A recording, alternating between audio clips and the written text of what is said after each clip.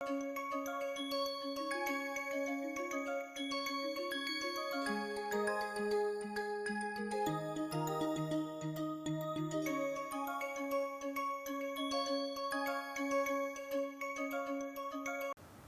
back to the series of lectures on high-performance scientific computing. In the previous class, we had just introduced you to Message Passing Interface or MPI, the way to program distributed memory machines. We had done few basic examples showing where we could have a simple hello world program on MPI machines and also a simple program on how to send and receive messages. Just to recap, distributed memory machines are machines where you have computers which are connected to each other by means of some high-speed network, something as simple as a Wi-Fi router or something advanced like InfiniBand, Mininet or GigaNet. Now, we can build really large machines because we can easily place together several hundreds of these computers together. The only issue is that all the memory space that is there is only locally addressable, and we need to run separate codes on each of these individual nodes.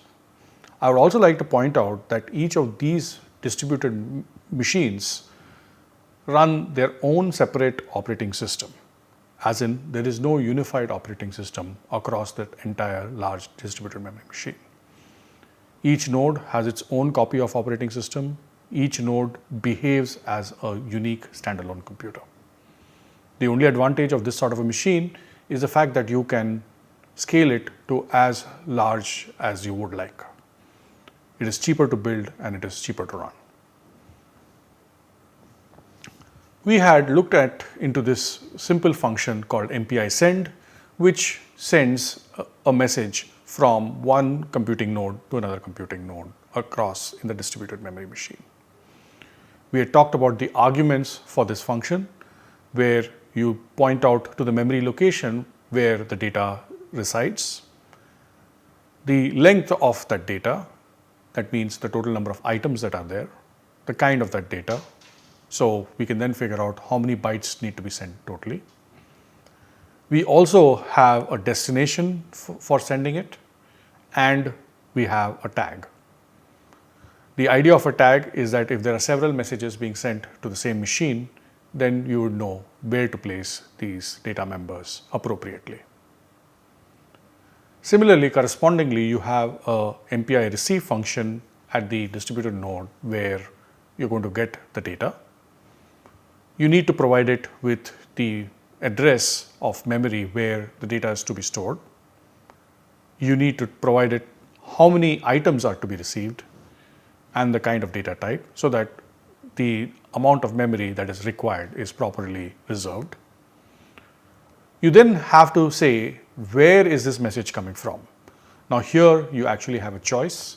You can say that the message is coming from a specific source, or you could accept it from any source. Similarly, you could also say that I would accept a message which has only a specific tag, or I would accept it with any tag. Based on these very basic functions, we had constructed a very simple program where we were sending the number 42 from process anything other than 0 to process 0. We had also demonstrated in the class that if we had changed that number to send with the process ID, it could be any process which reaches first, and we had seen that process 2 for whatever reason was reaching most frequently, but we also had seen process 4 sending the messages, or rather process 4 sending the messages first. Now we will take a real life example, or an example which is actually useful in science. We will go back to the same problem of steady state heat conduction which we had solved using OpenMP. If you recall, this phenomenon is modeled using the Laplace's equation, and we had discretized this partial differential equation on a grid. We are going to employ the same square grid which has uniform spacing in x-axis delta x and uniform spacing in y-axis delta y, and for convenience sake we are going to make this a square setting delta x is equal to delta y. We had discretized this equation over 1000 by 1000 points, and we had also used the successive over relaxation technique for doing the iterative solve of this problem. If you recall, in the successive over relaxation technique, all we did was take the average of the temperature of the 4 neighbors and iteratively try to reach the solution. We had done about 1000 iterations to do the timing study. We had also set the boundary conditions in the manner such that the top and the left side of this square plate was at 0 degrees Celsius. The bottom and the right edges were linearly varying from 0 to 100. There were no calculations because it was assumed to be a thin plate in the z direction, and we had assumed uniform thermal conductivity. Essentially, we are going to solve the same problem mathematically which we had done with OpenMP, but now we are going to have a distributed memory implementation. We hope that we get the same answers as well. So now we will see how this is actually implemented in the code, because we are now going to run this across 4 distinct computer programs, 4 distinct processes, or 4 distinct distributed memory machines. So essentially what you have to think in your head is that there are no parallel threads which are being spawned by one thread like we did it in OpenMP on one machine which is utilizing 4 cores. You need to instantiate 4 different programs which are going to run separately, uniquely, either on 4 cores on the same machine or across 4 cores on distributed machines. In this example, I will run it on the same machine just for convenience sake, but you can run it across multiple machines as well. The same standard applies. You can take the same program and run it across multiple machines without any effort. So the first thought that comes to mind is that now I do not have data locality anymore. That is, I'll have to split this problem in a manner such that each of these 4 cores get their own individual data. Again, let me emphasize, I'm picking the number 4 as partitioning out of convenience. We can write it in a more general term as well, where we choose n processors and n can be decided at runtime. To make life easy while explaining, I am choosing this number to be 4 for now. So let's first look at the code and get some ideas started with.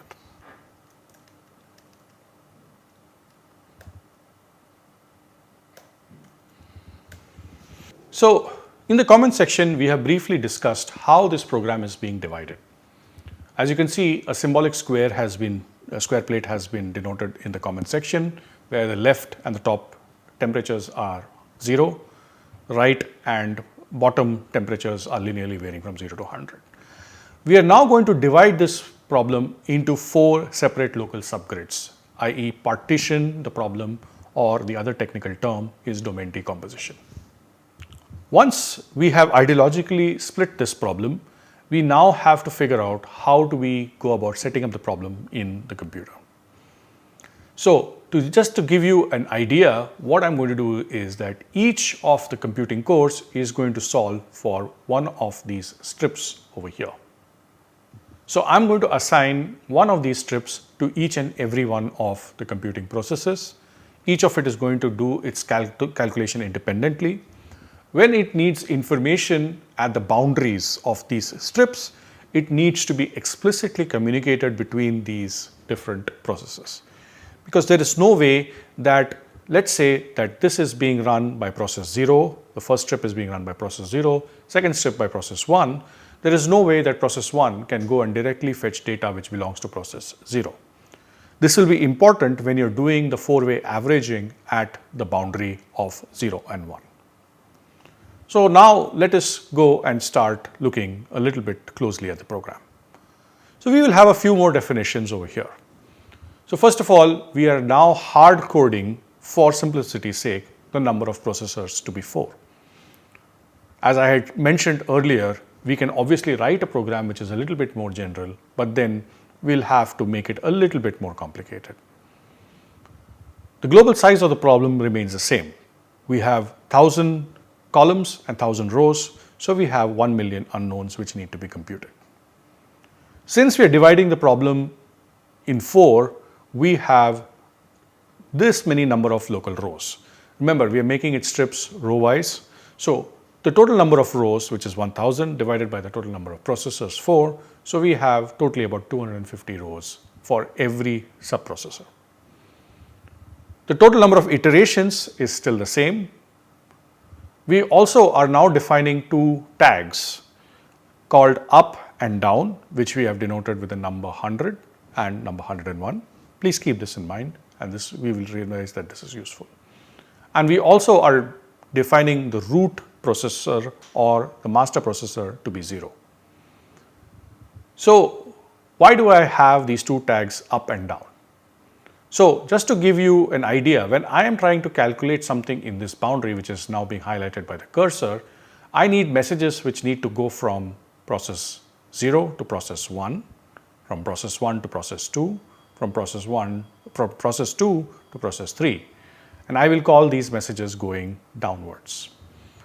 Similarly, there also need to be messages to go from process 3 to process 2, process 2 to process 1, and process 1 to process 0, which I will call as up messages. Now, we have divided this program into 250 rows each, but we need a little bit more than 250 rows for our calculation, because we need 1 row at the bottom, which we need to exchange data with the lower processor, and if I am the last processor, I need it for the boundary, and I need 1 row above me for the process which is above me, and also if I am the 0th processor, I need 1 for the top boundary. Similarly, the number of columns will be in excess by 2, simply because I'll have the left and the right boundaries. That doesn't change. So this is where we have the same initialize, set boundary condition, and print trace functions, which work very similarly to the ones we had described in the OpenMP program. Initialize initializes the T matrix, and in this case, it is number of local rows, which is 250 plus 2, 252 by 1002. In the OpenMP case, this was 1002 by 1002. Set boundary conditions again sets the boundary conditions locally for the 2 rows and the 2 columns. And print trace does the same thing for the last 10 diagonal items to show us the calculations once in a while to see we are on track. So once we get into the main program, now we have a few more variables. You have the number of process elements, MPEs.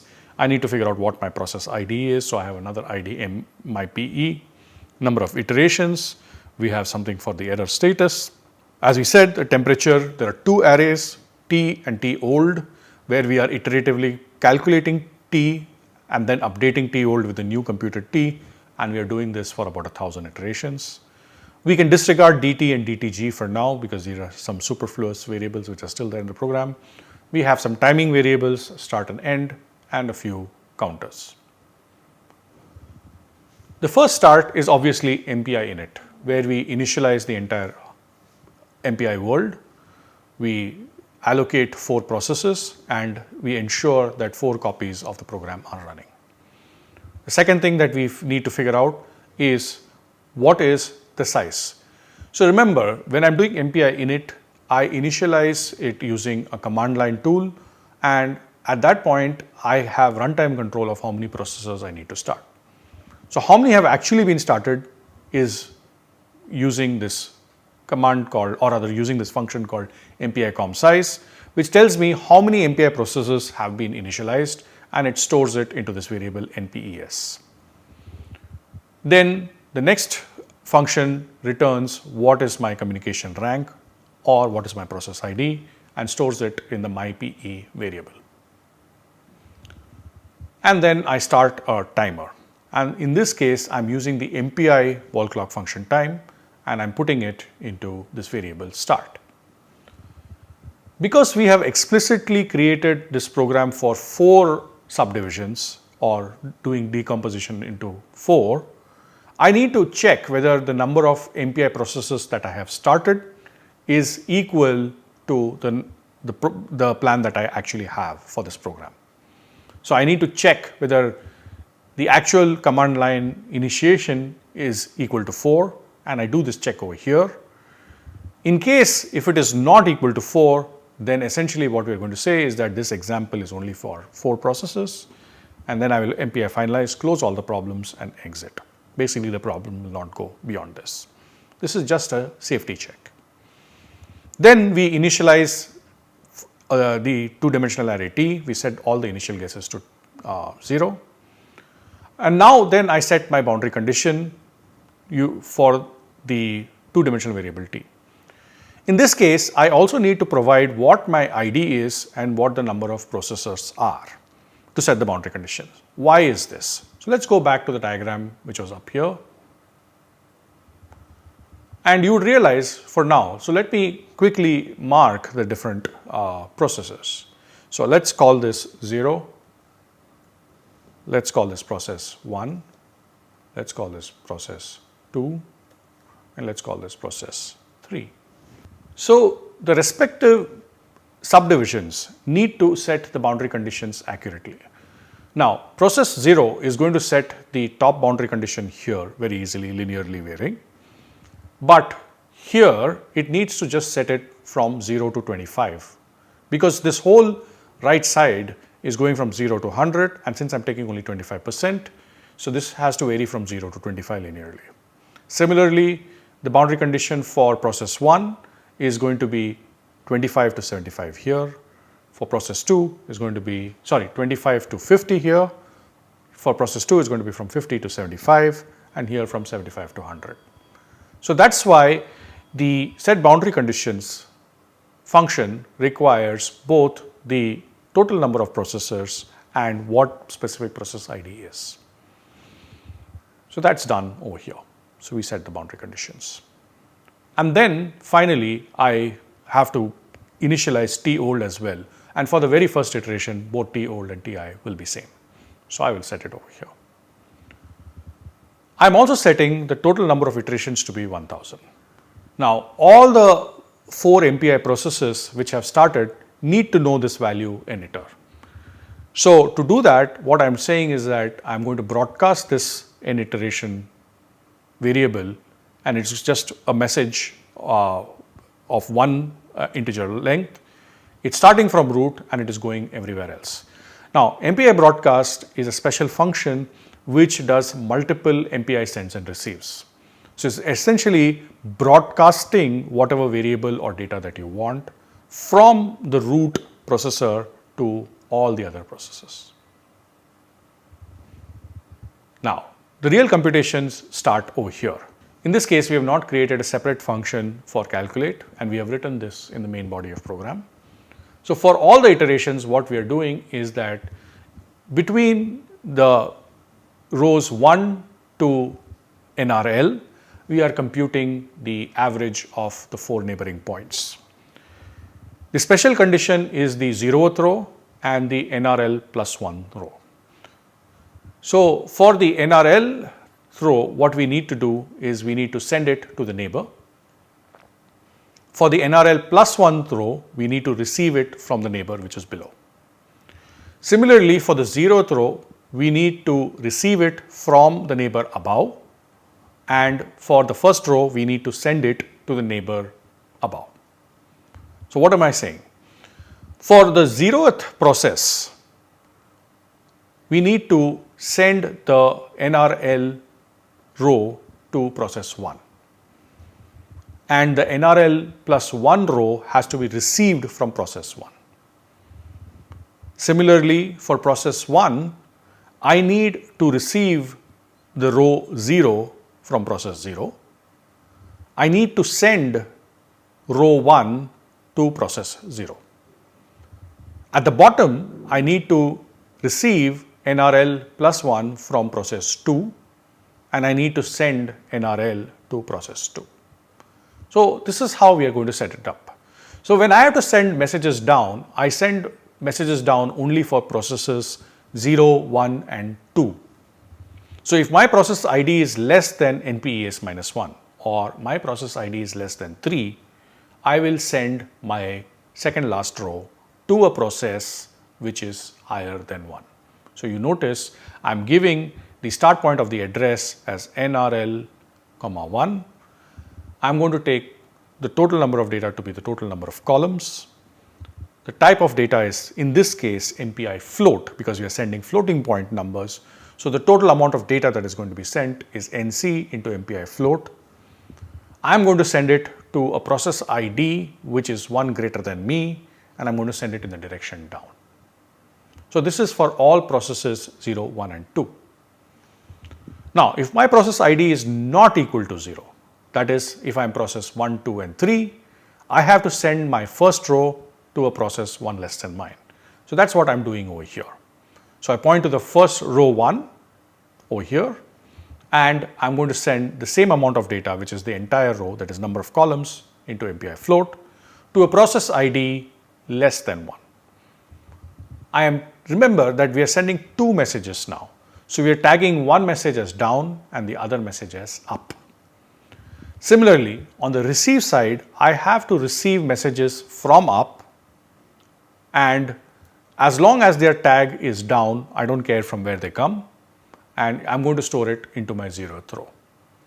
So 0 will send to 1 with a tag down, and as soon as I get it, I will put it in the 0th row.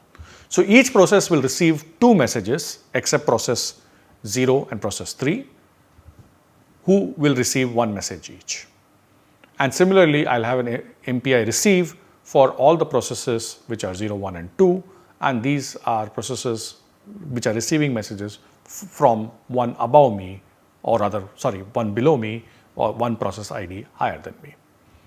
So when we do this, we now have completed the entire communication process for this all 4 strips.